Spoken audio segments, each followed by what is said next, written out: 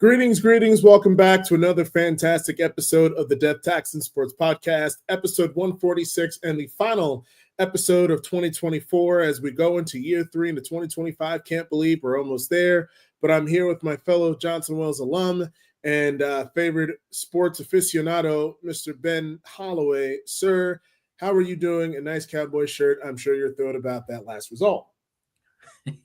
I'm doing good, man. I'm doing good. It's been a lost year since October, so we ain't worried about that. But it's all good. But I wouldn't be doing my job if I didn't at least give you a little bit of a hard time after that thrashing. I have to do my job. It's all good, man. Hey, they deserve to be thrashed. They got thrashed. That's it. Yes, but hey, we'll it is what it is.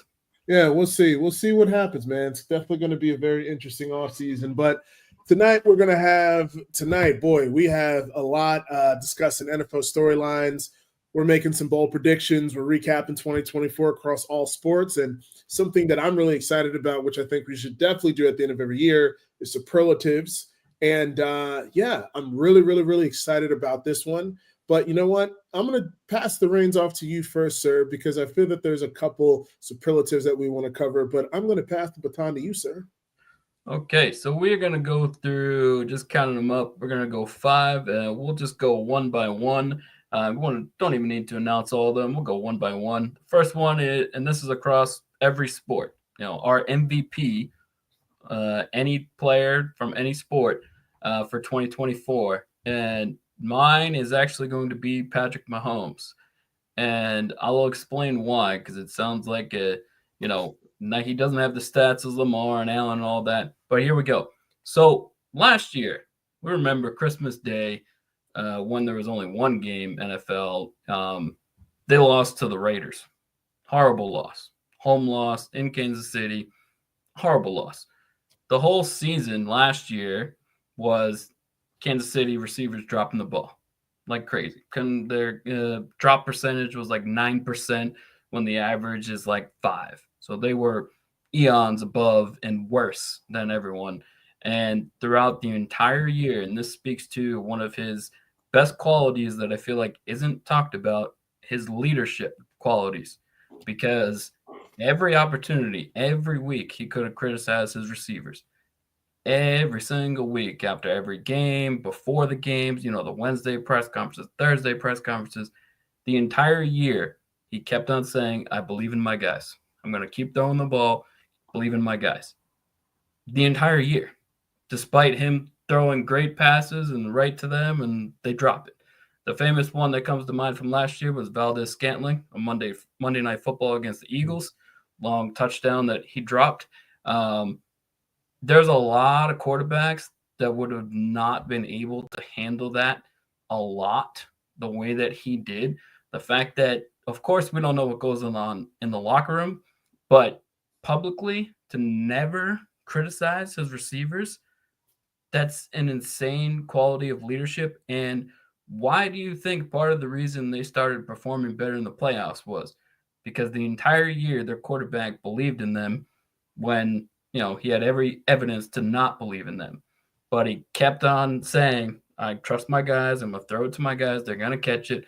Trust my guys. Playoffs comes around, 4-0.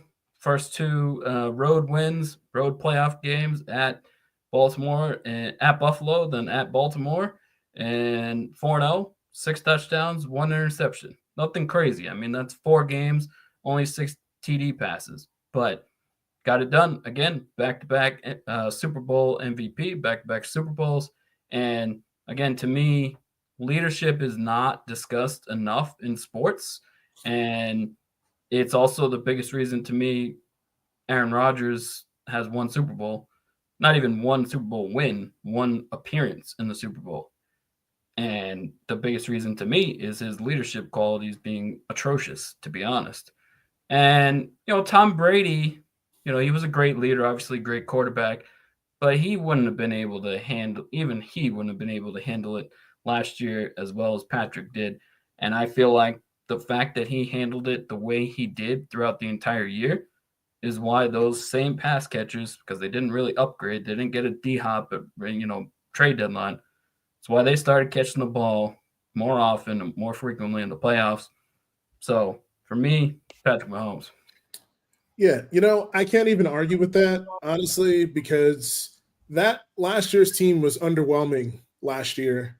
And I said that Kansas City, regardless of what anyone has said about this team's point differential and their 15-1 record, not all 15-1 records are the same. And them winning close games aren't the same versus like a team like the Vikings, because this is a team that has won 3 out of the last 4 or 5 Super Bowls.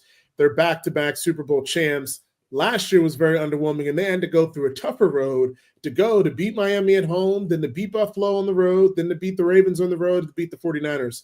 I don't care what anyone else says. That is one of the more impressive Super Bowl runs of any Super Bowl team.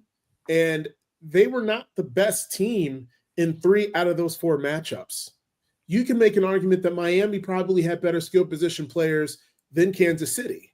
But because Kansas City executes in the small, parameters of the game versus other teams, that's what makes them better. And that's why I have them coming out the AFC, because they got that one guy with that special sauce, right? There are just certain players that are just built different. Joe Burrow is built different. Though he doesn't have the rings, but Pat Mahomes is built different. So, real quick, I'm sorry. I live in Massachusetts, right? I live in New England. And it's funny because the only threat as of right now to take over Brady's GOAT status is Mahomes. So it's hilarious to watch them root week after week. That wasn't even my point, though. My point is he's doing what Brady did for two very key similarities. He's not the highest paid. He's nowhere close to the highest paid. Brady pretty much never was. Secondly, Brady routinely beat teams in the playoffs that roster to roster, Patriots roster was worse. And he still won the majority of those games. Patrick Mahomes, to your point, last year, no argument. Bills roster better than the Chiefs. No argument. The 49ers roster is better. No argument. The Ravens roster is better. The year before, the Eagles roster was definitely better in the Super Bowl. Like, he's doing the same thing Brady did, winning with quote-unquote lesser teams.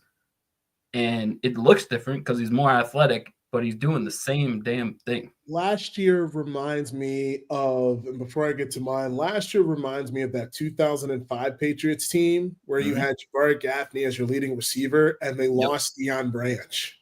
Okay. I know we're going back 20 years, but we're old enough to remember Deion Branch was that dude for them in that 2004 Super Bowl run. Then they had Jabari Gaffney, and they still are able to do it. That run reminds me of that, like literally almost 20 years later. So we can talk Pat Mahomes all day. Unfortunately, he had to be in my damn division, but hey, it is what it is. For my MVP, I'm going to go the U.S. men's basketball team. Now, I know it's most valuable player, but I will say most valuable players, right? Because I think it's centered around 3 players, Steph Curry, LeBron James, and Kevin Durant. I think we both can agree that these 3 guys are 3 of the top 20 best players to ever play the game. Do you have Kevin Durant top 20? Yeah, for sure. Okay. For sure, yeah. Steph Curry, do you got him in top 10 or you got him like top 12? Probably would say top 10. I got him in top 10. He needed a finals MVP. Somewhere in like the 6 to 9 range. Maybe 7 to 9, something like that. All the top 10 players have at least one finals MVP. That for me was the criteria. He finally has it. Okay, I get 2016, but he didn't win it. So now that he has that, I think you can finally cement him as a top 10 player. And LeBron James, between MJ and LeBron. But anyway, I think this was kind of the passing of the torch to the younger generation.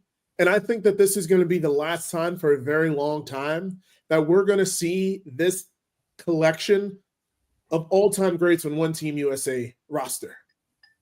And there are a lot of concerns about the future when you're talking about Jason Tatum and Anthony Edwards. Can they ascend into cataclysmic superstar status, legendary status? That's where they're trying to go.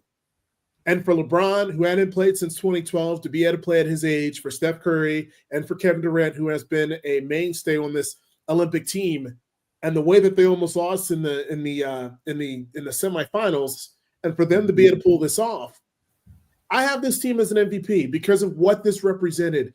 And I think before I pass it to you, Ben, is that I think it even makes it even more valuable because of the very interesting time that we're in when it comes to NBA ratings and when it comes to the future of the sport. And when these three guys leave in the next couple of years, where does the NBA go as far as the American stars? International, we'll see. But your thoughts? Yeah, I mean, I got no complaints with it. They did an amazing job in having Curry and LeBron on the court together on the same team. I'm not counting an all-star team. Like, we know that that's a joke and it's a debate for another day, the one that they're doing this year. But anyways, I'm talking about on the same team on a huge stage that matters. The Olympics, arguably the biggest stage, the most eyeballs. And to see them together on the team, like, it was one of those things that if you love sports, you had to appreciate seeing the amount and the level of greatness on the court. But specifically, I'm singling out those two just because of how unique both of them are. There will not be another LeBron. There will not be another Steph. That's part of their legacy. There may be people that are comparable to, but to me, there will never be another LeBron and there will never be another Curry. Not that model. So to appreciate those two, their unique talents and their greatness on the court at the same time was great. So I got no issues on it at all. It's like, to me, it's like we're like I feel like our generation, I can't even say that. Our generation is kind of like in a perfect time because we're old enough to remember, like, Kobe's whole career, old enough to remember MJ's like end of his career, just old enough to remember that second three-peat and the litany of great players that have come through the time. And I don't know, man. The NBA is at a very interesting time. But anywho, we could talk about that forever. All right, give me your comeback player of the year. I'm definitely interested to hear your thoughts on this one. Comeback player of the year. There's going to be some similarities, I'm sure, because our wonderful co-hosts did give their answers, and we will get to them towards the end of the superlatives. Going to be some similarities. Don't really care. Sam Darnold. And I'm just going to go a little bit on the numbers, a little bit. I'm just going to do prior to this year, before this season, his record was 21-35, and he almost had the same exact amount of interceptions as TD passes. So 21-35, 63 touchdown passes, 56 interceptions. 63 TDs, 56 interceptions. That's not good. It's just not good. This year, 14-2. As of right now, because the Lions are playing soon, and we'll see if they retake it. But as of right now, December 30th, 8-15, number one seed in the NFC, 14-2 record, 35 touchdown passes, 12 interceptions. I mean, there isn't much more to say. Like, he has completely transformed his career and is clearly going to get a significant increase this offseason in pay. Dislike him by any stretch. So to me, when you see stories like this, and Geno Smith, of course, is another one with Seattle, which ironically to me adds on to the Jets' failures, that two of their former quarterbacks are Pro Bowl quarterbacks now, Sam Darnold, Geno Smith. But you love to see it. I mean, the amount of adversity that he has had to go through in his short career. I mean, and let me throw a question to you. I want to spend 2 minutes on this. If you're the GM for this one, what do you do? If you're the GM, Ben Holloway, you, sir, congratulations. You are the GM, and you have to make a decision because you got J.J. McCarthy in the back, and you got Danny No Dimes. What do you do? Oh, I take the easy route, the simple route, and the expensive route, but in the long term, less expensive franchise tag.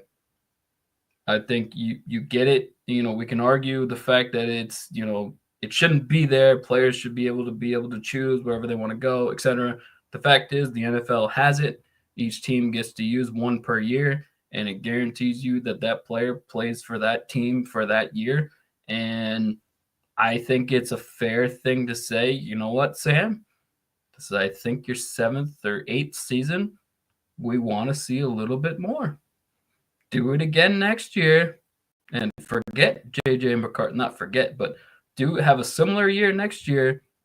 We will give you a new contract, and JJ will be on the bench. Similar to how Jordan Love was on the bench for several years. Why can't Minnesota do the same thing? To me, he's had such a successful season, unless to me he goes in the playoffs and has like a 3 interception game and just is awful in the playoff game. I think, and even then, I would still probably give him the franchise tag and be like, you know what, Sam? We love you. We want to have you around. We want to see you do it again or close to it. Yeah, I think that's what I do. I think that's where I'm at with him because, you look at Case Keenum, for example, years ago, where he was 11-2 as a starter, came to Denver and absolutely tanked. Sam Darnold has had a hell of a year, but he's been around for a while. So I wonder if this is who he is now, or he benefited from Jordan Addison and from great coaching and from Justin Jefferson, or is he really that guy? Now, he's had pedigree, and sometimes guys just kind of come on late. They're in the right situation. But tell you what, McConnell better be the coach for like the next 10 years. I don't care what anyone else says. What that man has been able to do has been absolute magic. But playoffs, we'll see. That was going to be real interesting, but we can talk about him. Any more thoughts on that before I get mine? No, who's yours? Comeback player of the year. I feel like we had the same one, so I'm going to switch up, and just for the sake of it, I'm going to say both Nick Chubb and Simone Biles. Screw it. I'm going to do 2. I'm going to do Nick Chubb because of that injury to his knee. I don't have any stats because his stats aren't that great, but to come from that horrific type of knee injury that he did. Oh, yeah, just to play again. Just to play. Yeah, is absolutely. great, right? Yep. No stats. And I have to throw a shout out to Simone Biles because of how the whole thing happened in the 2020 Olympics. Yep. The amount of hateration, the hater rate that she's gotten. And for her to come at age 27, I know 27 is not old, but it's old for a gymnast. It's for a gymnast. And for her to be able to do the things that she did and absolutely dominated, cemented her as she didn't need to come back. She was already the greatest. But for her to do what she did in the type of dominating performance, I definitely have to give those 2. But anywho, I have no stats behind it. Those are mine because Ben took. I love it. Lead off the next one. Bench player of the year. Bench player of the year. I'm going to keep this very simple, and I'm going to go Naz Reid. Because, the man won the 6th man of the year in the NBA. I was looking at football players, but are you really considered a bench player? And I was looking at hockey. We don't really talk hockey. Baseball. So, yeah, I went with that. This man won NBA 6th year. He had career highs in points at 13.5, career highs in rebounds. He helped Minnesota finish its 2nd-best record in franchise history at 56-26. And had the 3rd seed in the Western Conference. He had a heck of a year. I have to give him a shout-out. And the man looks like he's 40, but he's only 24 years old, which is just absolutely – mind-boggling. I didn't realize he was that young. And honestly, I would not want to catch him on a bad day because I feel he would knock me out cold. That's a big, scary-looking dude. Much love, Naz Reid. If you ever watch Death Tax and Sports, you're more than welcome to come on anytime. But you're a big cat, and no, I would not want to fight you because I know I would lose. But yes, I have to give Naz Reid a shout-out. Absolutely. Gotta love it. Gotta love it. And, this is why I love our show. We don't talk before the show, and sometimes our answers are the same, and that's completely fine. That's my answer as well. And you said it best. And, let's not forget he played a very important role in their playoff run as well. It wasn't just Anthony Edwards who Minnesota got to the Western Conference Finals, and Naz Reid played a big role in that. So who's your honorable mention? I know you have an honorable mention. First person that comes to mind, it could be anybody. Honorable mention. Honorable mention, honestly, you know what? It's not even cheating. Who cares? It's our show. It's our rules. You know what? Look at what Kareem Hunt did this year. It's a good one. Look at what he did this year when Pacheco was out, and the efficiency stats weren't there, but the fact is the Chiefs at least had some semblance of a running game, And Kareem Hunt had some pretty big games. I know on the Monday Night Football, like 2 months ago, he won in overtime rushing touchdown. So you know what? Kareem Hunt, there we go. Yeah. You know, it's always one of those what ifs if he didn't have that little situation that we won't name after he won, where he led the league in rushing back in 2018. You just wonder what type of magic they would have had. But anywho, all right, let's get to this one. Let's keep this one moving along. Coach of the year. Who you got? Kevin O'Connell. I mean, what he's done with Kirk Cousins and then now Sam Darnold. And yes, he has talent. Okay, we can acknowledge that. A lot of coaches have had talent and not performed to what they should have. A lot of coaches have had the ingredients to be successful and have not been successful. And, part of it, of course, goes to their defense. Brian Flores doing an amazing job with that defense and the improvement on the defense. But the fact is, yes, Sam Darnold deserves credit. Yes, weapons matter, but so does coaching. And he has done an excellent job, especially when, for a good portion of the offseason, they were preparing for J.J. McCarthy to be the starter. So you got to pivot. You got a month before the season to pivot and basically kind of change your plan because, yeah, they hadn't announced it, but J.J. McCarthy, that's who they wanted to be the starter from the get-go. And, you had about 5-6 weeks before the season to do a complete pivot. And here we are. Minnesota's 14-2, and next Sunday night at the Lions, possibly could, if they win, we'll get the number 1 seed. And you got Sam Darnold as your quarterback. It might be the number 1 seed. There you go. Coaching matters, people. Coaching matters. What this man has been able to do. And I went opposite because I had a feeling we were going to pick that. You were going to pick that guy. So, I'm gonna go a little bit different. I'm gonna bring a little women's soccer into this one. I'm gonna go Emma Hayes. She coached the U.S. women's national team to the gold medal at the Olympics. And I say her because of the way that things had went for them in the World Cup the year before and losing in the fashion that they did by an inch or even like a centimeter when the ball during penalty kicks to one of the rivals. Yep. They were down, right? There was a lot of questions about that year about other teams catching up to them, how they're not the favorite to win the gold medal, how they're no longer the standard of women's soccer and all of this. And for them to have, wasn't a dominating way that we have typically have been accustomed to in gold medal performances in the past, but for them to do it without Alex Morgan, who has been a mainstay on that roster, and for them to go a different route this time, new head coach, younger roster, and we're able to see a lot of these young ladies really be able to come in their own, and for this woman to really be able to take the mantle of head coach of women's soccer, right, and for them to be able to have that gold medal performance, I have to give her props for the way that she was able to handle it. And she doesn't get a lot of notoriety, but I have to tip my hat off and give a round of applause for the work that she's been able to do for this team. And we need to give women some love too in sports. Absolutely. I got no issues with that. I love it. I don't got anything to add, but I love it. Sure, I know how much you love soccer. Let's get to it. I've been playing for over 30 years, so there you go. Yeah, I used to play back when I was five when I was 5 years old, rec league, and ran the opposite way. All right, man. Free agency signing of the year. I'm gonna start with this one if you don't mind, because this one I feel like I had to leave a couple options because I feel that we might have some of the same ones, but I'm gonna go with. There's so many that I could do with football. I feel like you're gonna go the football route, so I'm gonna go the opposite. I'm gonna go Juan Soto. I say Juan Soto just due to the number of prospects, and we gave up 5 pitchers for him. All the draft capital that we gave up for this guy for a 1-year rental, knowing that there was a good chance that he was going to leave. And for us to finally make it back to a World Series appearance in the first time since 2009 and really giving us a chance in the way that he was able to perform.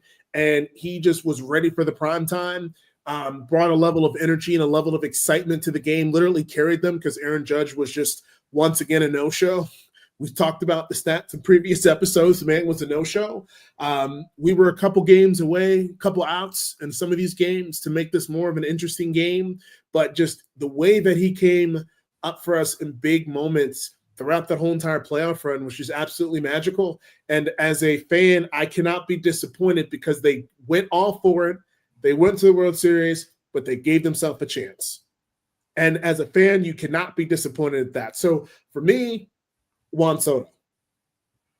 I like it. I also went baseball. Oh, really? Okay. I went baseball because I knew, like you said, there's plenty of options for football. And I actually went with the World Series opponent. So you got the Yankees with Juan Soto. I got Shohei Ohtani with the Dodgers as the best signing of the year because he wins NL MVP, 54 home runs, 130 runs batted in, 310 batting average, over 50 steals, which the first to do 50 home runs and 50 steals, that doesn't really matter, but it's still kind of cool. So he had over 50 steals, over 50 home runs. And let's be honest, the Dodgers had so much success over the last, 12 to 13 years. They got one title. And I'm not saying he's the only reason why, but I mean, NL MVP, that's a pretty big reason why. And yeah, they paid him a boatload of money, but at the end of the day, before he got there, they had one championship with all those NL West Division champs, all those winning seasons. They had one championship over the last 15 years. He comes year one, MVP, World Series champ. There you go. That's my answer. I mean, I want to ask you this question. Is he, now that he has a championship, is he a solidified Hall of Famer? That's a good one. That's a good one. And if he never played again, could we say he's a Hall of Famer? Man, he does have 3 MVPs in 4 seasons in baseball. 3 MVPs in 4 seasons. And he has a championship. And the championship. So, yeah, there's a valid case to be made. Yeah. I think, and the only reason why I'm saying is because, you look at Terrell, I know it's a different sport, but Terrell Davis only had 5 good years, right? But he had the 2 Super Bowls. I think if he never won a championship, I'd be like, okay. But Ohtani clearly was the best player on a star-studded team. And I think baseball is one of those very unique type of sports where you can reward someone for being Hall of Fame for having extraordinary years or extraordinary seasons and consecutive back-to-back-to-back seasons, even if it's in a short window. You know what I mean? So I think that because he's been such a unique player, the way he's been able to be a two-way player, and I think if next year he goes out and is able to pitch lights out and, he has, say, 200-plus strikeouts, 15 wins, maybe 5 or 6 losses, a whip below like 110, ERA like at like 310, I think he's already Hall of Famer. But that's just me. Yeah, it definitely could be. I do want to correct myself. It's 7 seasons in Major League Baseball, but still, that's basically half. 3 for 7, and 1 season, only 44 games. So we'll say 6 full seasons, 3 MVPs. So that's pretty damn good. Yeah, and that's pretty good. The rich keep on getting richer for this team, and if all their guys stay healthy, they have literally 9 starting arms that could win Cy Youngs. But regardless, it is what it is. All right, we have a couple people that we want to give some. We said that we were going to give some of our lovely co-hosts a little bit of a shout out here before we kind of get to our storyline. So looks like Tigney, the queen of DTS, I swear your crown is coming. I know I've been saying this for like the last 6 months, but I swear it's coming. So she had for MVP Josh Allen. Can't really debate that. Comeback player of the year, Joe Burrow. That's a good one considering the wrist injury that he had. And damn, he was good against the Broncos, man. That dude was just – that was a good game, man. I know I'm disappointed in how that game went. I'm not disappointed. I'm happy that we fought and that Bo Nix has a deep ball. Who said he couldn't throw the deep ball? But anyway, we'll talk about that later. Coach of the year, Kevin O'Connell and Dan Campbell. You can't go wrong with either. especially with the litany of injuries that that defense has been having. And then a dark horse, Dan Quinn. Give him a shout out. Heck of a game against Atlanta. Heck of a game. Free agency, we got Saquon Barkley. I mean, I had him as a list, but I feel that one was just too. Absolutely. Yep. I mean, oh man. And then for Gary's, he had for MVP, he had Josh Allen, but he said parentheses should be Saquon. Comeback player, he said this is a cheat, but the entire Washington Commanders franchise. Hey, I mean, from where they were to where they are. I mean, Jaden Daniels, man, that dude is something special. I mean, you wonder if the Bears are shaking their head now that they look at how he's performed versus Caleb Williams? I think they're more so shaking their head that they had a chance to pair Caleb Williams and Cliff Kingsbury and chose not to. They willingly chose to not pair. Think about that. Forget all the other mistakes Chicago has made. They willingly made an active choice to not pair the Heisman quarterback with a coordinator in Cliff Kingsbury. Had a ton of success with Cliff Kingsbury in college. And they were like, nah. We're going to hire a first-time offensive coordinator, Shane Waldron, instead. Make it make sense. We all know how that worked out. Yeah, facts. And then he also said for Coach of the Year, Dan Campbell. And then he said Bench Player of the Year. He'll say Sam Darnold, since J.J. McCarthy was clearly supposed to be the starting QB before he got hurt. And then free agency signing Derrick Henry. I mean, Ravens, I hope you're listening. You better run the damn ball with Derrick Henry. There better be no situations where they run the ball 20 times in the first half and only give them 3 carries. I hope they learn their lesson. Yeah, we're gonna find out. That to me is one of the. I know I'm skipping ahead and I won't go into detail, but I will say one of the games I'm really hoping to see in the playoffs, which is likely to occur but not a guarantee. I want to see Lamar versus Josh. It will be in Buffalo because they're the 2 seed, but I need to see divisional round 2. Hopefully both of them take care of business round 1, set up a divisional matchup between those two. Whew, I want to see that. Hey, let's hope. I just want some good football. That's all I can ask for. But all right, sir, let's get to these 3 storylines of the 2024 season. But before we do some storylines, you want to go a little ad-lib on these coaching hot seats? I just want to talk about it for 5 minutes. You go with this? Take the floor, sir. The only reason why I'm saying this, right, is because I feel like I could put this as one of my storylines, but I'm just going to say I think this is going to be one of the highest turnovers in head coaches. I really, really, really do. I think your boy Mayo is going to get fired in New England. I really do. I know that they've been terrible, but it wasn't about wins. It was more so, can they just show some level of consistent competency? And I don't think I've been able to see it. I don't know what they're saying in New England, but I think it's going to go. I look at the Jags. I look at the Giants. I look at the Jets. If Sirianni doesn't have a deep run, he could possibly get fired.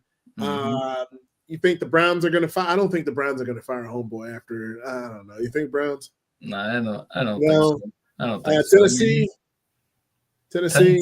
I mean, it's one of those things. It's like you can point to a lot of these potential openings, and you can say, "Well, can you give the damn coach a quarterback?" Yeah. You can't judge to be fair, you can't accurately judge an NFL coach if the quarterback is absolute trash. That's the most important position.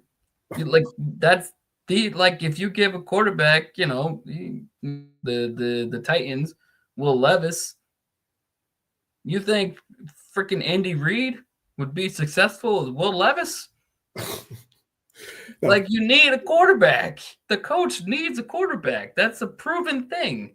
Thanks. So it's hard to criticize these coaches that clearly don't have good quarterbacks. Exactly. And then with the Raiders, my question to you is, if you were Ben Johnson, what is the most desirable head coaching job would you choose? I wanted to ask you this question specifically because this one has been on my mind for a very long time, and I want to know your thoughts.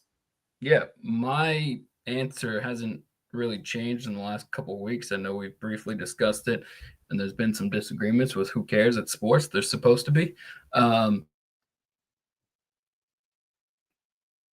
What we believe to be, despite what we've seen thus far, a franchise quarterback in obviously, excuse me, Caleb Williams.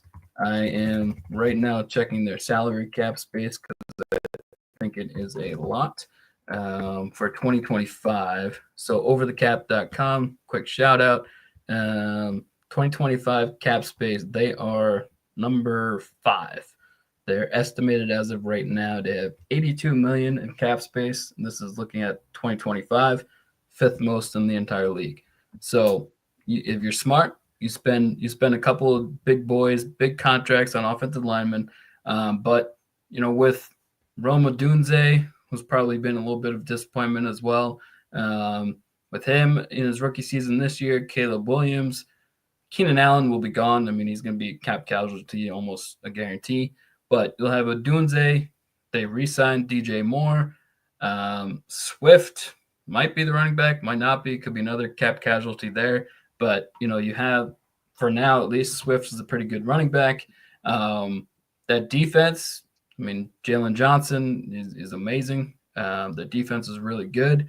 There's a lot of talent there, a lot to like about that job. And to me, Jets, we don't know who the quarterback's going to be. Giants, we don't know who the quarterback's going to be. Jaguars, okay, you have Trevor Lawrence, but he's definitely he's disappointed for sure. I mean, Giants, Jets, you don't know who the quarterback is. Raiders, you don't know who the quarterback is. At least Chicago, you know who the quarterback is, and you got some talent to work with. So for me, most desirable is Chicago. Okay. All right. I like it. Gary Legend. How are you doing, sir? I didn't want to put your business out there, but you had some great news that happened in your life. I'll leave that to you should you decide to share it. But we can talk about it. I went out here and made a baby. Another one. Yeah. My third son. That's my place to be told online. Gary Johnson has a kid. I like to leave that to the person who's experiencing the very. But congratulations, sir. How's fatherhood? Well, you already know what fatherhood is, but how are you doing? How are you? Glad you're alive. You're awake. How are you doing?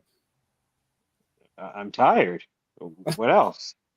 No, I'm good. Baby's good. Mama's good. Everybody's doing very well, and just getting used to just saying I'm a father of 3. It's that I think just saying it's harder than actually like living it. So true, but you know what? We're happy for you nonetheless. Super excited for you. Always praying for you, rooting for you from afar, from out west and from New England.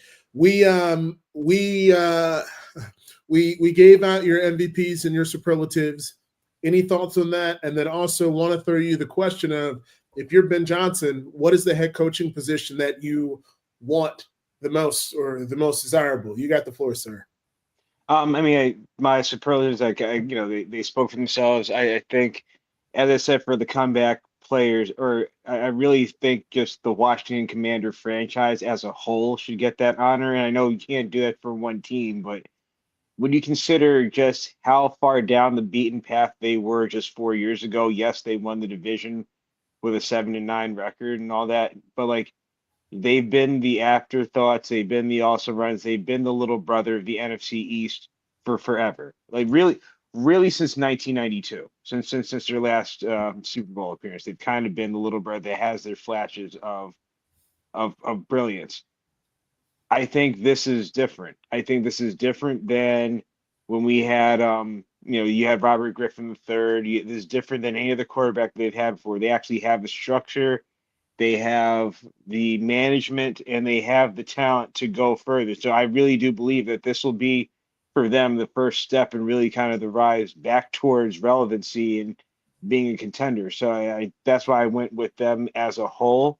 And then just to kind of expand upon my comeback player of the year being my bench player of the year being Sam Darnold, just because we know that JJ McCarthy was the plan for the Vikings, and really who knows if we're talking about them potentially fighting for getting the number 1 seed in the NFC.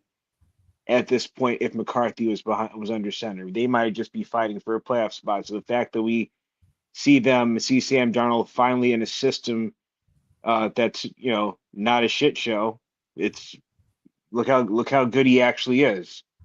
So those are my 2 points. But Josh Allen's going to win MVP because they can't get off the jock of a quarterback to save their lives, the voters. Coach of the year, I'm going Dan Campbell. You can't argue with that success.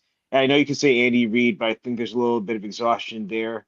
And yeah, so I'm sorry, Jeff. What was the second question that you had No, mentioned? I was saying, like, if you're Ben Johnson, out of all the guys that we said, Jets, Giants, Pats, Jags, the Bears, we got freaking Vegas. We got a lot of jobs. I think this is going to be the highest turnover of head coaches that I think we've seen in a very long time. I think we're probably going to have at least 10 or 11 jobs. I really do think. It's gonna be up there. And for Ben Johnson, I mean, really, like I'm sure you guys have already discussed, like he's gonna need to have a pretty stacked offense wherever he goes. And Chicago does give him a little bit of that. I think the familiarity of being in the NFC North would be beneficial for him. But if I was to say of the jobs out there, truthfully, even though we don't know exactly what we're getting out of Sunshine, Jacksonville might be the best bet. That's a winnable division. Houston is not the world beaters that we thought they were. Mm-hmm. Tennessee's trash. And as you saw on Sunday, the Colts don't deserve to be in any playoff discussion. You lose 45 by having Drew Lock drop 45 on you. I'm gonna come back to that in a second as well. I got a few things I need to discuss on that. But okay. That'll be your grade. We'll leave that to you, sir. So yeah, I think. But if you look at the structure of the AFC South and you look at the roster that the Jags have, he could find quicker success with Jacksonville. If we're going a long term where he can actually build something, even though I don't trust them to build anything because they never really have since like the 50s and 60s, the Bears might be his best bet because of the familiarity. But I would say if I'm him, I would take a good hard look at Jacksonville first. That division is so stacked. I mean, it's NFC North, you mean? Yeah. I'm saying NFC North. Yeah, and I feel like the Bears are just a curse. I feel they're a cursed franchise. I mean, it's just good Lord. I'm hoping Caleb turns it around. I mean, we've said the same thing about Washington for years, and they just needed to have the right combination of management and star quarterback, and just a good solid team around them. That it's easier said than done, but we have proof positive in Washington that this is a team that we've had these same questions about for years. If Chicago wants to do anything, they need to start looking in that direction and try to follow that model. Yeah, it's definitely going to be interesting. It is. But hey, we'll see what happens. Coin flip. Who knows? All right. Ben, let's get to your storylines. I know that you submitted them to me, and then Gary will definitely cross to you because I definitely want to know. So we got top storylines. Our top 3 storylines of 2024. This one's definitely going to be very interesting. And I know, Ben, you sent them to me so that way we could have them here in the banner. And the first one I'm going to have is boom. Yeah. Coaching matters, as we talked about before. And Jim Harbaugh is an unbelievable coach. I left out, not left out, but his 10 years, his final 10 years in college, I believe is the Andrew Luck Heisman year. Then he leaves for the NFL and then 9 years at Michigan. His final 10 years as a college head coach, 101 wins, 26 losses.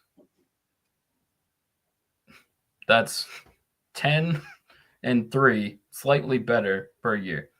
101 wins, 26 losses over 10 years.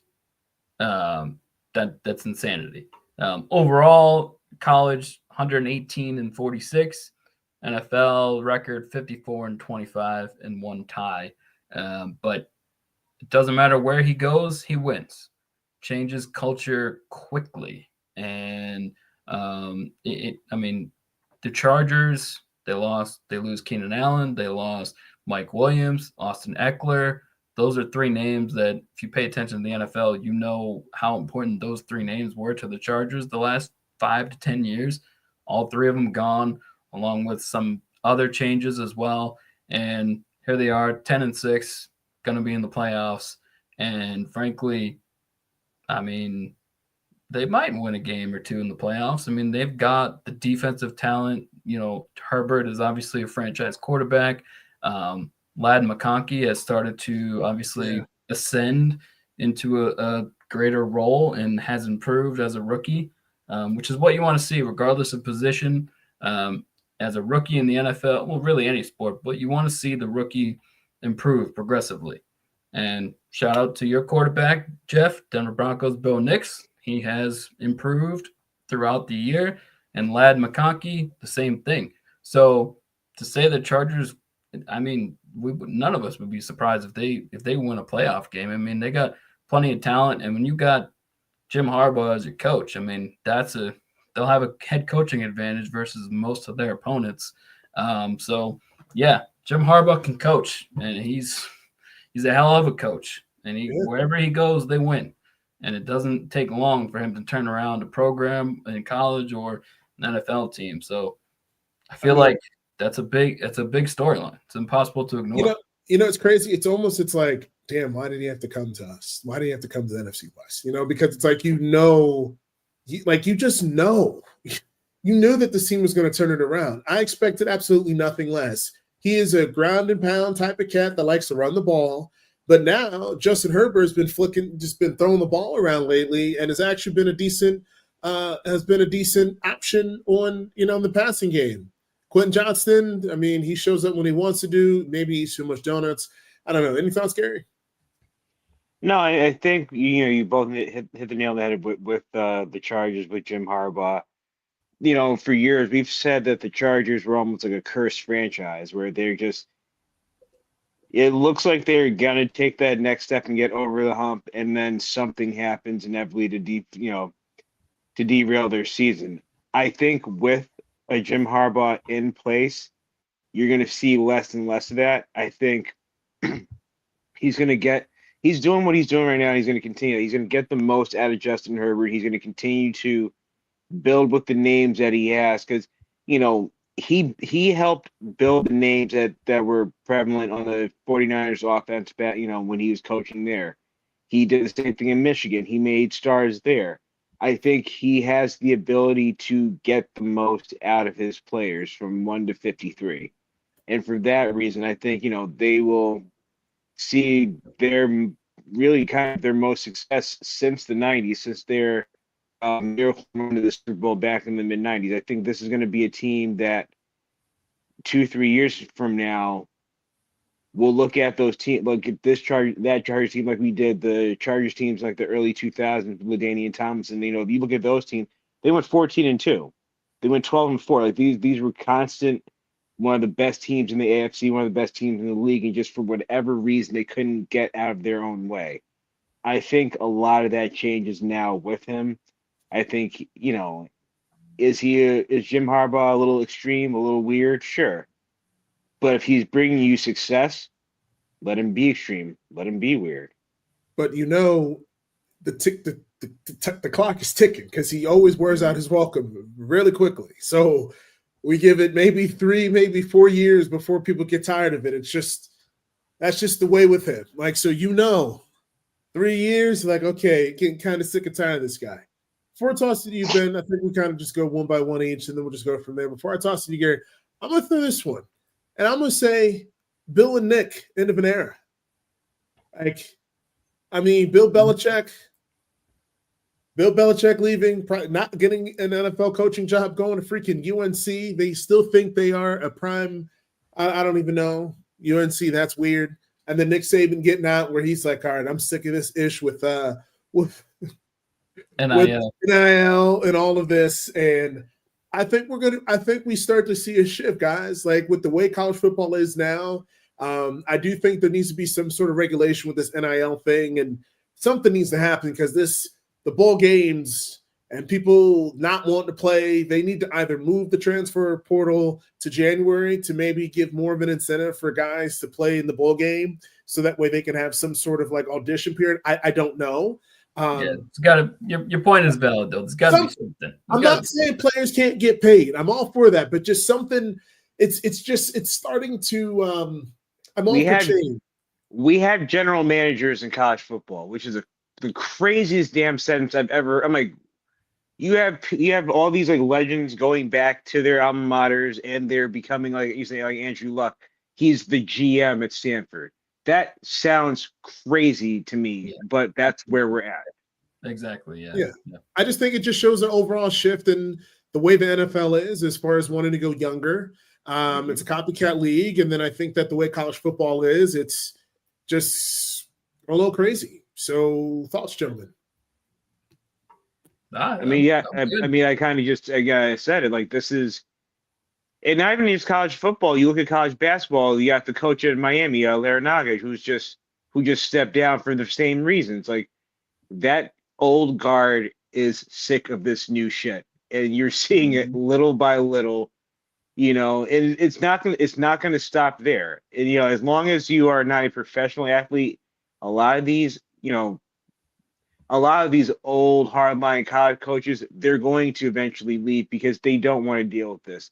Meanwhile, you have somebody like Bill Belichick, who, I mean, you go to Chapel Hill for their world famous football, but we say this jokingly now, but look, 2-3 years from now, he's going to use his name, his image, his likeness to attract better talent, to turn UNC from just a strictly a basketball school to having their say in football. I think you're going to start to see perhaps a trend where instead of them going from college to the pros, they're going to go from pros to college to get them ready for the pros. You look at the best example, the prime example, part of the pun, is Deion Sanders. Damn well he's going to be an NFL coach one day. But he's like representing kind of the last of those, like, we're going to try to get a player, get somebody from college to come to the pros. These colleges are smart. They're going to go back.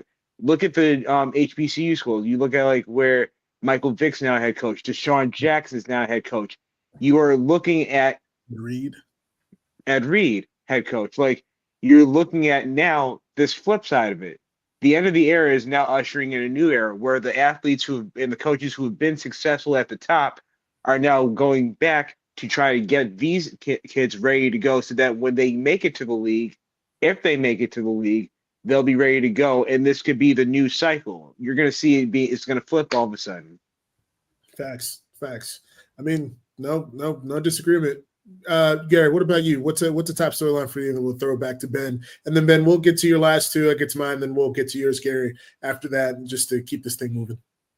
I mean, really, the biggest storyline for me is can the Chiefs do what nobody's done? Can they three-peat? You look at this team; they're 16-1. Like, everything about them. Excuse me, 15-1. Everything. 15. But I'm saying either way, just you look at this team and we go, oh, they're not the same anymore. Oh, they've gotten older. Travis Kelce isn't the same player he once was. Mahomes is Mahomes, yes, but like they don't have the same talent. They're winning, they're only winning these games closely, a lot of them closely, but at the end of the day, they're 15-1. The number doesn't lie. They've done exactly what a defending champion should do. Now the question is, will it actually equate to the three-peat? Can they do what the 49ers team, what the Cowboys teams, or the Patriots teams of yesteryear tried? Can they get that done? And I think this year, like last year, they had more. There's a lot more competition for that. But I think this year is more like you can look at a Baltimore, you can look at a Buffalo and go, no, for real, these teams, they can beat Kansas City. They can go in Arrowhead and beat them. So for me, this is really where it starts, is like, can Kansas City actually do the three-peat? And And Ben, what you know would what I they? think? Go ahead. No, I'm saying go, I was just saying, and then what is this team going to look like post that? Whether they do complete the three-peat or they don't, what changes are going to come from this team, because they're not going to be able to run this back like this again. yeah, and Ben, like, you just wonder, if I'm one, I want Kansas City, I want Cincinnati to lose because I don't want to play them. I know that, because Joe Burrow, those two guys, anything can happen.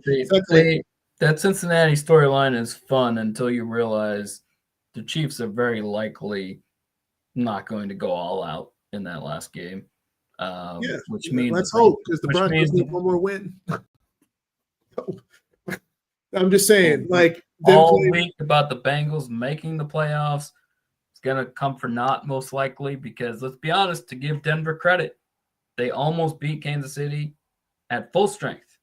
And there's no way that Kansas City is playing their starters all 4 quarters. It's not happening. Yeah, they're gonna play. They're gonna play one series. That's what I mean. What's gonna happen. 1 quarter max, and some of them won't even play. Like Chris Jones, you ain't playing. Like, you're not fully healthy. There's no chance you're playing. And I doubt Mahomes plays. The Cincinnati stuff, it's all fun. It's going to be talked about the rest of the week. What I'm saying is, they ain't making it. But what I'm saying is that the bigger question is that I think Kansas City is going to come out the AFC, because I don't think anyone's going to beat them at home. I just don't see it happening. And 2, what does Andy Reid do? Does he hang it up after getting a 3-peat? I mean, the man has done everything he could, or does he still go and try to get a 4-peat? I think does Travis Kelce retire? Yeah, like, Kelce. Does he get to retire, and marry Taylor Swift and live happily ever after? Is that where we're going? Is that where we're looking at next? I mean, we'll see what happens. And I haven't looked at the contract situation, and this just came to mind, but what if Miami could save some money by cutting Tyreek? Is there a world where he goes back to Kansas City? Of course. That's I just came to mind, and man, with Miami's season, how they've gone, and that's I mean, they got to get somebody, because they can't keep treading along with average talent at receiver, especially with the impending. Yeah, we'll see. They're gonna need to upgrade their offensive skill position players, and Tyreek did pretty damn well for them before. Facts. And I do want to get to these bold predictions, so let's get to your 2. Yeah, I'll go quick. And then we'll this one. Yeah, Caitlin Clark. I mean, Gladly. the impact that she and others, to be fair, made on both college basketball and WNBA, the impact, the amount of money that they brought in, the amount, and I'm not singling her out, but without her, I would say not all of it would have happened. So I can't say that it's, all would have happened without her. She, dominated headlines and this and that, with the college, with making the Final Four back to back. WNBA, before she got to the league, didn't have first class flights. Clearly they do now. Angel Reese, of course. That's why I said and others. You just got to say her name, though, but you didn't say her name. Okay, Angel Reese. There you go. That's all I ask. So that was a big storyline, and then, man, it makes me happy, because I really, really don't like Aaron Rodgers. I really don't. And to see him fail and them fail as miserably as they have, it is fantastic. But it is a huge failure. It is rough in the play, and the ref almost. That was. But let's not let him and the Jets team off the hook. Imagine if Patrick Mahomes had this team. Whew, there would be no question if they were going to win. If he had Devontae Adams, Garrett Wilson, and Breece Hall, and Allen, to that young running back that they have to, who's also not like this is the amount of talent that is on the Jets roster, and they have 4 wins. It is an absolute failure, top to bottom. But it's impossible to ignore that being a huge storyline, given all the press and all the expectations, and the Jets just handing the red carpet to Rodgers. Who do you want to hire? Okay, we'll bring him in. Oh, you want washed Randall Cobb? We'll bring him in. Oh, you want washed Alan Lazard? We'll bring him in. Oh, you want washed third-string quarterback Tim Doyle? Oh, yeah, we'll bring him in too. Oh, you need your coordinator Hackett? We'll get him too. Well, yeah. Oh, now you need Devontae. Now you need Devontae. Okay, we'll get him in. It's hilarious. They've done everything to cater to him, and it has failed miserably. Gary, I want to throw you a bone. I want you give us 3 words to describe your thoughts as well on that. But give us 3 words. Give us a Gary Legend 3-word way to sum up the New York Jets debacle these last 2 seasons. Gave Rodgers money. Or I'll take that back. Gave Rodgers power. Because I made the equation to you guys through our group chat. Aaron Rodgers with the New York Jets, and this is for my pro wrestling fans, is no different than when Hulk Hogan joined WCW in 1994. What happened was, it's a good idea. It's a big splash. It's a huge name. And in this case for Hogan, it was the biggest name in all professional wrestling. And then what happens? He brings all his over-the-hill friends over there, over WCW with him. And while they get higher buy rates, the quality of their matches dropped considerably. They suck because now you got these past their prime superstars trying to entertain a younger audience. That sounds exactly like your 2024 New York Jets. I'm calling Aaron Rodgers Aaron Hogan from now on because this is just what it is. He's hot. He's not NWO Hollywood Hogan. This is like still red and yellow Hulk Hogan 94 when the shit was played out. So like this is what we're looking at. So yeah, you gave Aaron Rodgers the power. You sat there and you let him go get Randall Cobb. You sat there and got Alan Lazard. What's my tight end's name that I keep bringing up? Like this is who they were missing. It was Richard Rodgers. No, not him. Not Mercedes Lewis.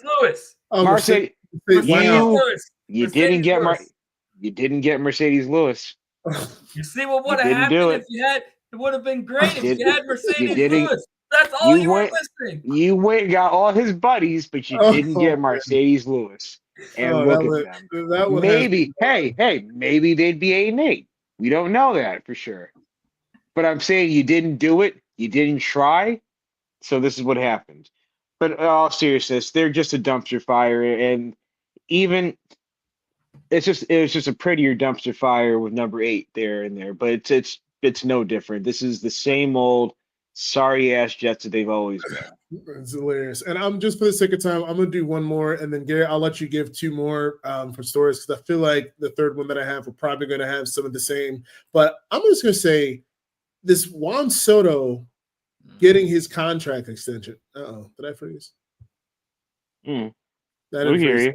Okay, I don't know. For some reason I froze. But anyway, you guys can hear me okay, right? Okay. This Juan Soto getting this contract, this egregious contract of 16 years, 700 and what? 60? What was it? What was it then? 765.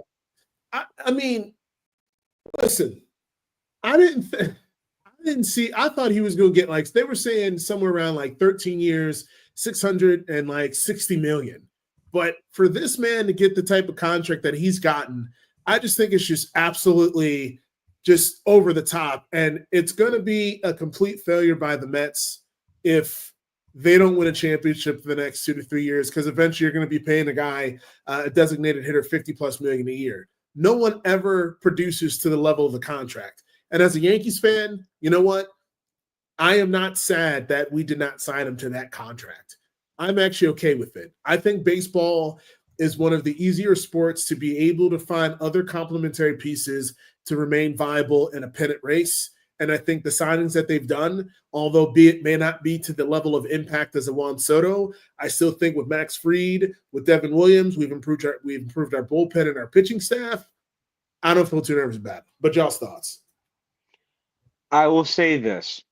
I like the moves that the Yankees have made since losing Juan Soto. I think when you look at, they needed pitching, they needed, some more firepower. And, we saw this team was only going to be, best record in the American League, but they were only going to be as good as how far Juan Soto and Aaron Judge was going to take them. Yes, you had your flashes of Giancarlo Stanton, but it was a two-headed monster. I think if you spread the wealth now like they're trying to do, it'll help out in the long term.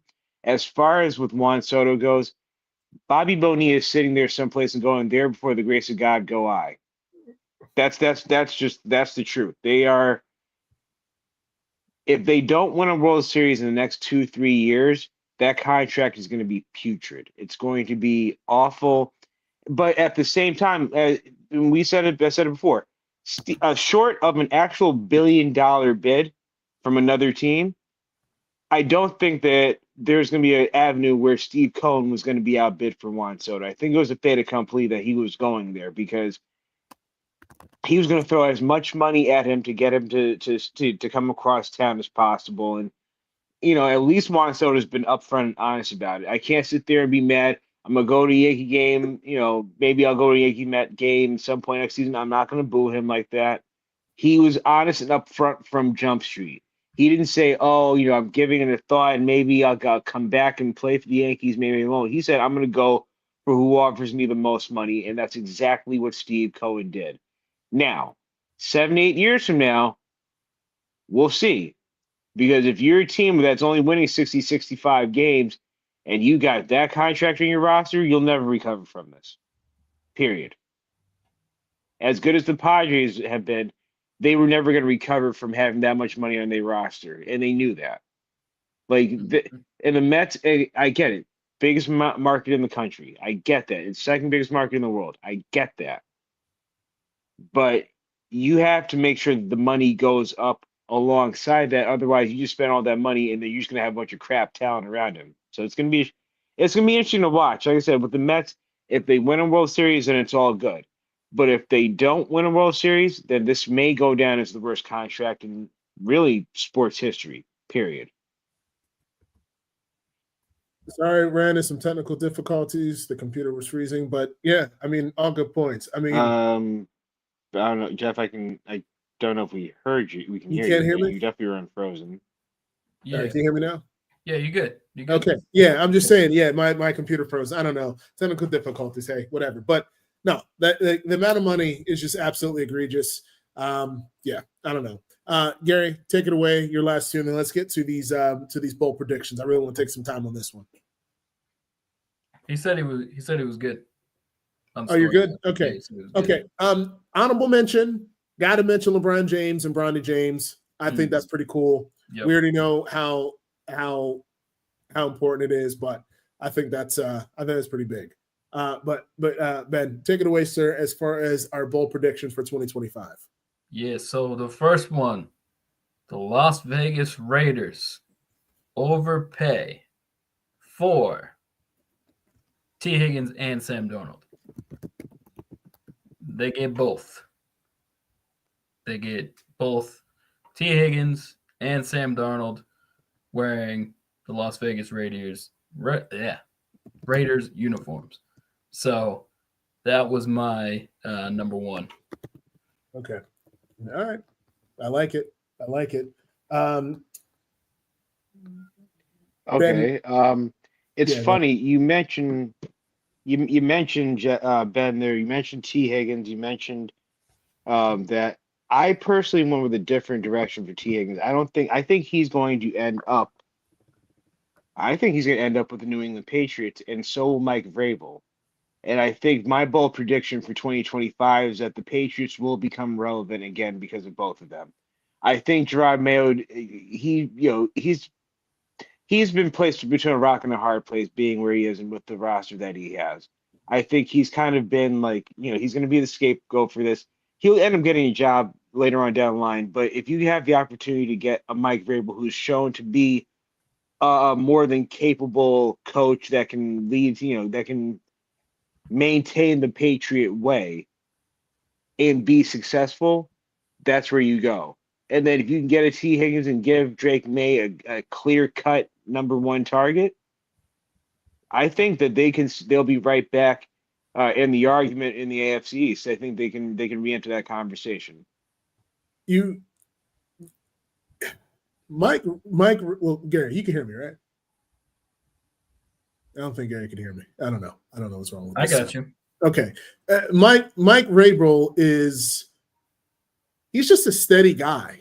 Like he's just a very calm type of dude. And like, that he's going to turn that team around. And I think that's very possible. I really do.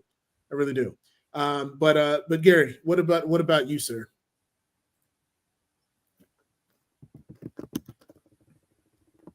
You can let him know. I don't know what's wrong with this sound. Gary, go ahead. You got a bold prediction? 2025?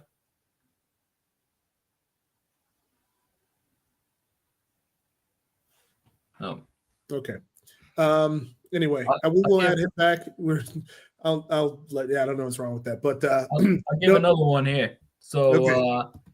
I will say that the Oklahoma City Thunder are going to beat the Boston Celtics in the NBA Finals in 7 games. Ooh. Oklahoma City Thunder over the Celtics, 7 games. So Thunder NBA champs. And you know what? I like the Celtics have been a little bit of a skid lately, if you haven't noticed. And there was a stat that I was listening to Brian Windhorst. They're first in 3-point attempts this season, but they're 25th in 3-point percentage made. Make sense? Say that again, Jeff. So the Celtics are first in the league in 3-point attempts, but they're only 25th in the league in percentage completion. So they lead the league in threes, but they're only making they're 25th when it comes to made threes. So it's like, so what that tells you, it's like this is a Celtics team that literally lives and dies by the three. So I don't think they're going to repeat, to be honest with you.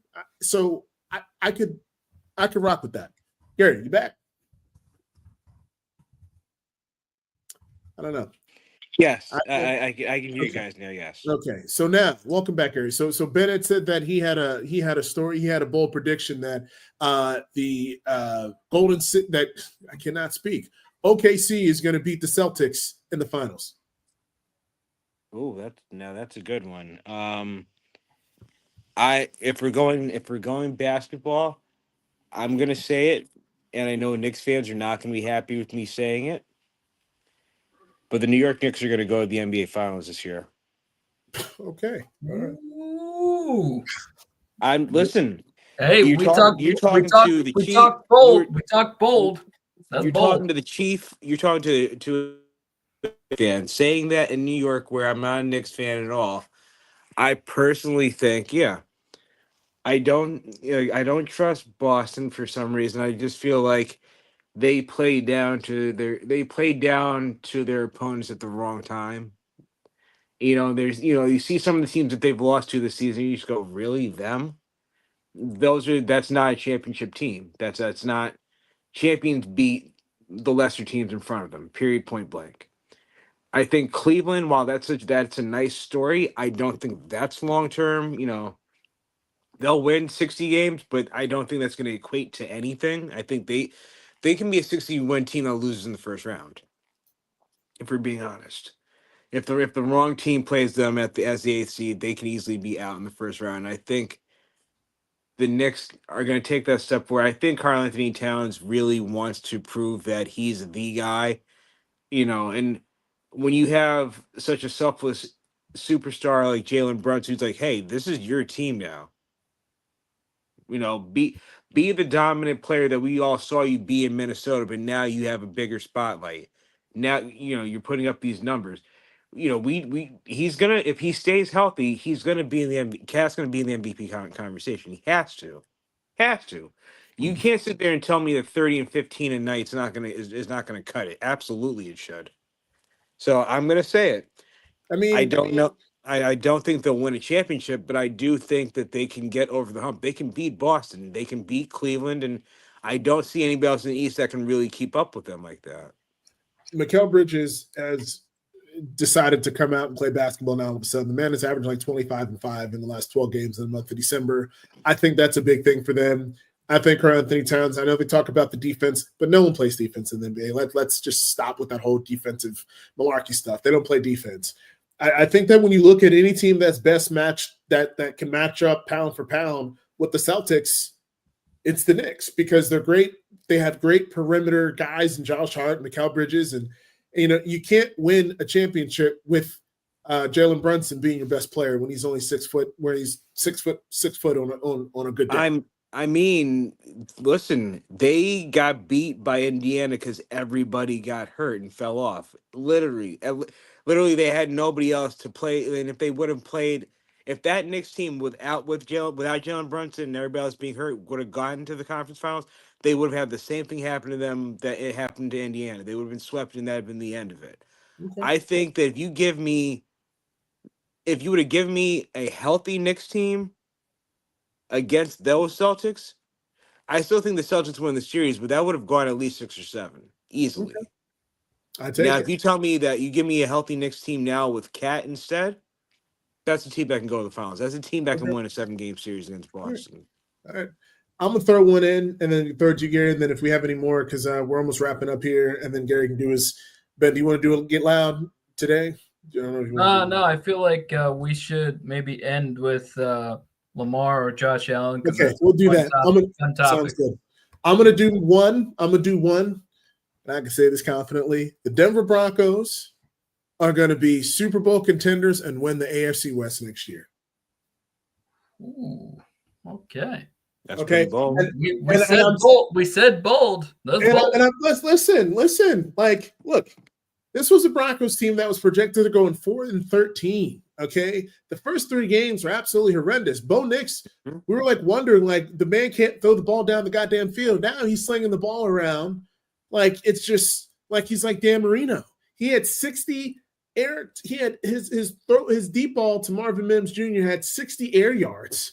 Okay, I mean, the way that he has been able to march the offense down the field with a $70 million cap hit. We have all of our draft picks coming back. We have 50-something million, according to your stat, from over the cap. We got, $52 million in salary cap.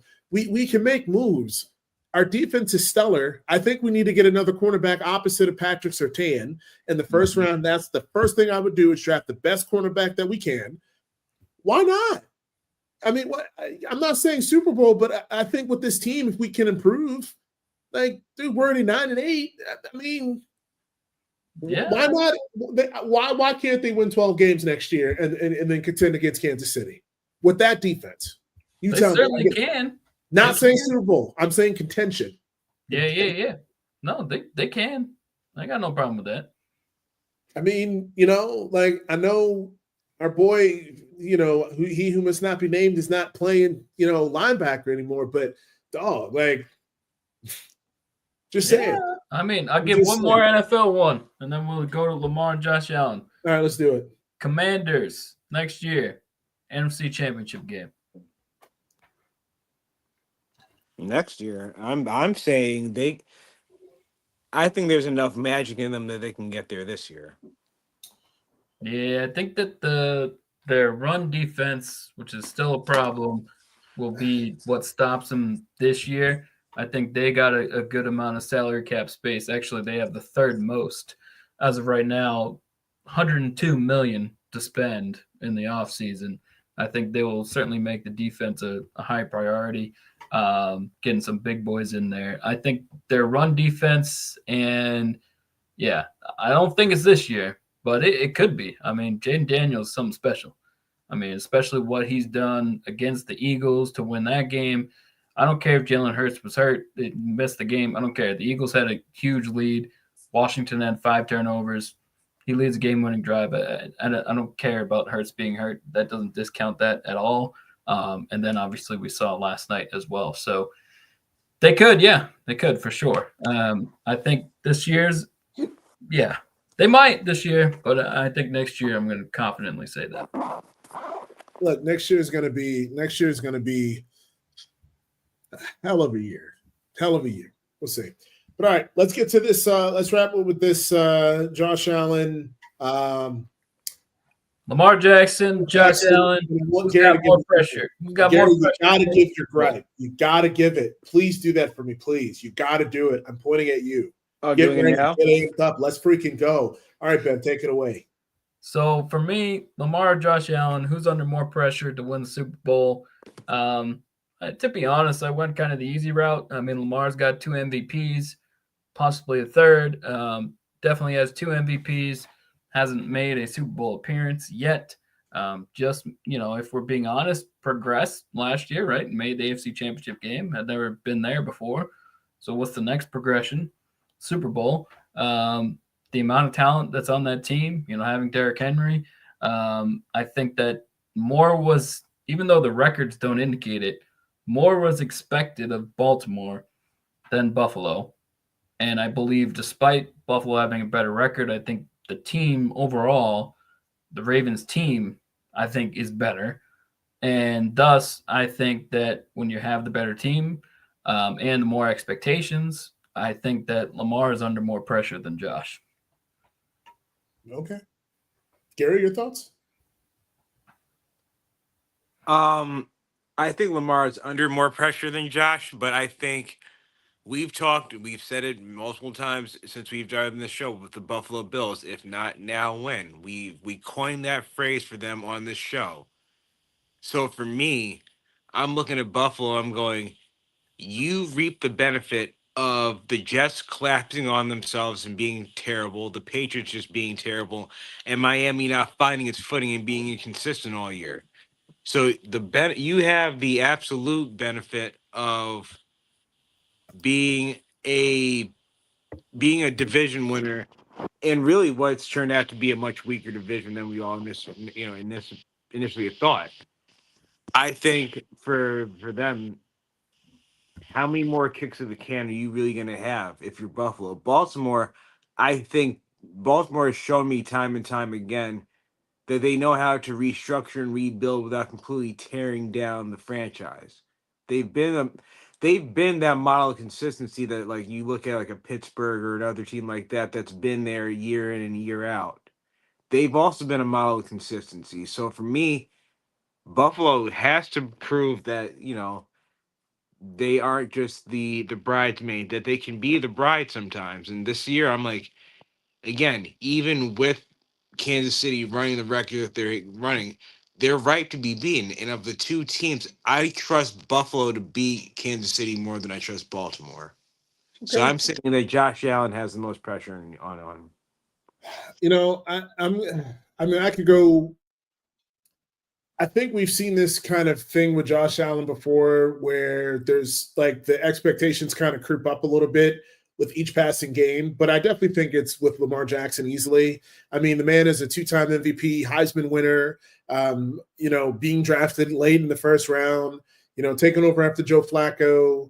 The last 2 times where they've had the number 1 seed at home in 2019, they dropped the dud against the Titans, and then they had the number 1 overall seed against Kansas City. They stopped running the ball for whatever reason. They didn't win. Now you have a bell count like Derrick Henry that you can rely on. And I know this defense hasn't been consistent all year, but now they're starting to ascend in the upward way, the way that we expect them to be. But in order for this Ravens team to win, they're going to have to score at least 30 points. And this defense is going to have to play average to above average football consistently. I feel they're too exposed on the defensive side of the ball, but I do think that it is Lamar Jackson. If he wins a 3rd MVP and doesn't win a Super Bowl, I mean, individually, can you say, I'm going to ask you this question, each of you, and then we'll go to the gripes. If Lamar Jackson wins his 3rd MVP, but never wins a Super Bowl, how would you rate Lamar Jackson? A step ahead of Brett Favre. Okay. Take that for what it's worth. A step ahead of Brett Favre. Ben? Yeah, I'm good with that. Okay. There we go. 3 MVPs. We'll see. But all right, let's get to Gary's gripes, and then let's wrap it up. Where the hell was this energy by the New York Giants all season long? Like, Sunday might have been, and I know everybody's like, oh, well, they're competitive, they want to win. Where was this energy in September and October? You had 2 wins, and you were completely like you were this close to being locked into the number one pick in the draft.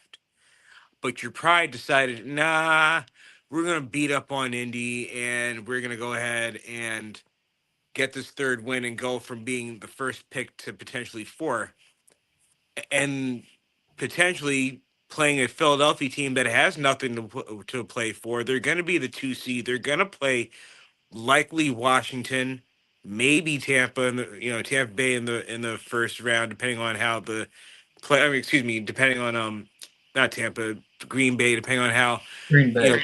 yeah. Sorry, I said the wrong Bay. Green Bay, not Tampa Bay. They're locked in that, so they're not going to be playing anybody, especially if Hurts still needs to recover from this concussion and everything like that. So we're about to possibly win a 4th game and go from being the 4th pick all the way down to potentially 9th. And for what? You still need a quarterback. I don't give a damn that Drew Lock looked like Peyton Manning on Sunday, because that's exactly what he looked like. He looked like an unbeatable force, but if he was supposed to be the unbeatable force, don't you think we would have started the season with him? Or I don't know, when Jones goes down or we decide to cut Jones, instead of going to Tommy DeVito, we go to Drew Lock first if we were that concerned about winning. This really was the most, as somebody that's looking at this team going, wow, we really dropped 45 points. I've never been angry at a fucking win in my life. I'm just like, you guys are, you can't even tank properly. I was just gonna say that. You can't tank properly. Yes. Do I think that Shedeur Sanders or Cam Ward is going to be a viable number 1 pick? No. I think they need a little more seasoning, frankly. But they represent hope. They represent the future. They represent you taking a step in the right direction. And by you winning against this hapless-ass Indianapolis Colts team, you've now played yourself out of that position, possibly. Now, who knows what happens? We still may end up as a top 2-3 pick, but you've taken the option of that draft capital and you've pissed it away because you wanted to show your pride. And on another note, the Indianapolis Colts, they should be ashamed of themselves. They don't deserve to make the playoffs. You let the Giants, this sad-ass Giants team, this hapless Giants team, with 2 wins, didn't win at home until Sunday. Mm-hmm. You let them go. You let them beat up on you like they were Kansas City, like they were Detroit, like they were Philadelphia. Mm-hmm. So no, Mm-hmm. Indy doesn't deserve to make the playoffs at all, and I'm glad that we knocked him out of that. But that was by far the dumbest win of 2000. It might be the dumbest win of the decade thus far, and I don't know how close number 2 will be to that. So yeah, I'm jumbled. I'm angry because it's like all you had to do was lose out. Mm-hmm. I guarantee you, Brian Daboll will still keep his job. I don't think that he's going to lose his job after this anyway because of how bad they've been. You could have had all that and the number 1 pick, but no. You let your pride get in the way, and you won a game that you had no friggin' business winning. Yeah. That's the New York Giants. I have no complaints on that one. I don't. I mean, you pretty much summed it up. Should I have mean, tanked. they really quickly, the last 3 games combined before they had 18 points. They had 25. They had actually the last 4 games combined, they had scored 47. 4 games combined, 47 They nearly points. matched And then on Sunday, 45. They nearly matched that in 1 game. I know. It'd be like that sometimes. I get it. It's football any given Sunday, all the cliches, sure. But this was just a foolproof, like, just lose the damn game. Nobody cares. We've gone past the point of, oh, this team can be competitive. Nobody gives a shit. Just lose. Get the number 1 pick. But now you've played yourself. So, like, it's just it's another I love my Giants, but I hate them for this very reason. Yeah. I tell you what, though, this week is going to be interesting. They're going to play a lot of that video of your GM when potentially Saquon. I think Saquon should go for the record. He's not going to. I mean, I think that they've already suggested he's not going to play. I think they'll give him like 10 carries and see what he does with those 10 carries. I think. I don't know though. I think that if Philly's smart, he's got 2,000 yards. Screw it. He got 2,000 yards. How many more running backs are doing that? He got his 2,000 yards. It'll be a mark that, that'll last for at least Eagles history for a while. Who cares? Because you would hate to have him get injured in a meaningless game. Is it going to get them the number 1 seed? No. Is it going to get them into the Super Bowl if he breaks the record? No. But if he hurts himself, you've now just sunk your chances of actually getting back to the Super Bowl. So if I'm Philly, who gives a damn about that record? There's a big downgrade. I'd rather you be healthy. There's a big downgrade between him and their number 2, Kenneth Gainwell. There's a significant difference. I had to think about significant difference. I had to think about it until you said it, who their backup was. And if you tell me that you're going into January football with Kenneth Gainwell as your lead back, you're not winning anything. Yeah, exactly. Yeah, you're not getting out of wild card weekend. We all know Saquon's injury history. So. Exactly. That's exactly what I'm like. You can't do this. Hey, we'll see. But all right, guys. Appreciate you guys. We're turning around the bend in year 3, y'all. Can you believe it? It's been February. February will be year 3. We'll definitely have to start planning for a nice 3-year special for that. Almost at magical episode 150. We got a lot of exciting things coming up. The show is still going strong. We ain't gonna quit. We're gonna keep going until we get to 2,000. We ain't gonna stop. We just gonna keep going. We're gonna be in our retirement homes at 80, still going. Death, taxes, sports year 2055. All right, y'all. Appreciate y'all. All of our listeners. Happy New Year. It's great to be a Broncos fan. It's great. And go Broncos. Bye. Later.